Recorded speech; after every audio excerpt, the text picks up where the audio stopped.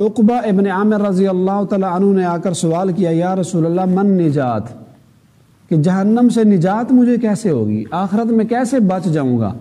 تو آپ علیہ السلام نے اس سوال کے جواب میں 3 باتیں ارشاد فرمائی۔ پہلی بات آپ نے یہ بات فرمائی، املک علیک لسانک، کہ اپنی زبان کو کنٹرول میں لے لو، اپنی زبان پر قابو پالو، نجات پا جاؤ گے۔ اب زبان بظاہر تو ہمارے جسم کا ایک چھوٹا سا عضو ہے جس کا اگر وزن کیا جائے تو شاید ایک چھٹانگ کے برابر ہوگا، لیکن اس کے اندر ہماری اخروی نجات چھپی ہوئی ہے۔ اس کی وجہ سے بسا اوقات ایک آدمی جنت کا مستحق بن چکا ہوتا ہے، ایسا کلمہ اس زبان سے نکل جاتا ہے کہ آدمی جہنم کا مستحق ہو جاتا ہے، اور ایسے ہی ایک آدمی وہ جہنم اس کے اوپر واجب ہو چکی ہوتی ہے، لیکن زبان سے کوئی ایسا میٹھا بول دیتا ہے، ایسا لفظ بول دیتا ہے، اللہ کو پسند آ جاتا ہے، تو آدمی جنت کا مستحق ہو جاتا ہے۔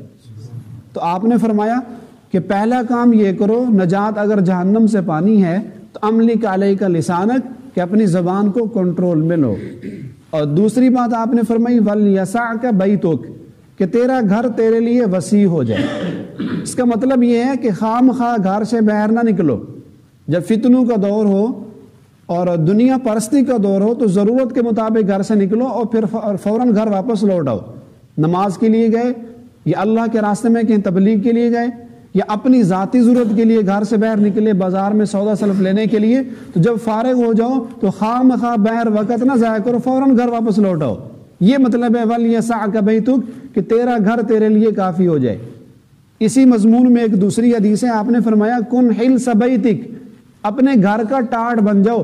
جیسے گھر کا ٹاٹ گھر میں پڑا رہتا ہے، ضرورت کے لیے اس کو اٹھایا جاتا ہے، باہر لے جاتے ہیں، پھر فوراً اس کو واپس گھر میں رکھ دیتے ہیں، تو گھر کا ٹاٹ بن جانے کا مطلب بھی یہی ہے کہ خام خواہ باہر وقت ضائع نہ کرو۔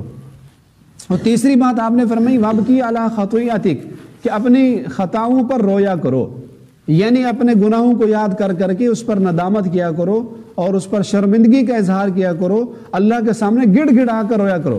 تو جو آدمی یہ 3 کام کر لے تو وہ نجات پا جائے گا۔ تو آپ علیہ السلام نے اس حدیث میں بھی پہلی بات یہی فرمائی املک علیک لسانک، کہ اپنی زبان کو کنٹرول میں لاؤ۔ ایک حدیث میں ہے آپ علیہ السلام نے فرمایا من کان یؤمن باللہ والیوم الآخر فلیقل خیرا او لیصمت، کہ جو آدمی اللہ اور اس کے رسول پر ایمان رکھتا ہو اور آخرت کے دن پر یقین رکھتا ہو تو اس کو چاہیے کہ زبان سے اچھی بات کرے، فلیقل خیرا، اچھی بات سے مطلب یہ ہے کہ دین کی بات کرے، کسی کو شریعت کا کوئی مسئلہ سمجھا دے یا کسی آدمی کی خیر خواہی کرتے ہوئے اس کو اچھے راستے پر لے آئے، کسی کا نقصان ہو رہا ہے تو اس کی خیر خواہی کرے، یہ مطلب ہے اچھی بات کرنے کا، خیر کہنے کا۔ او لیصمت، اگر اچھی بات نہیں آتی پھر خاموش ہو جاؤ، خام خواہ ایسے فضول باتیں اور بکواسات کرنے کا کوئی فائدہ نہیں ہے۔ من صمت نجا، ایک چپ 100 سکھ۔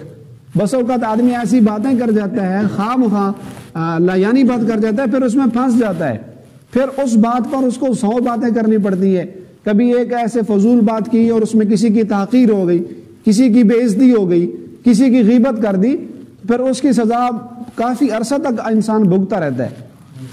تو من صامت نجا، جو خاموش رہ گیا، جس نے فضول بات نہیں کی، نجا، وہی کامیاب ہو گیا۔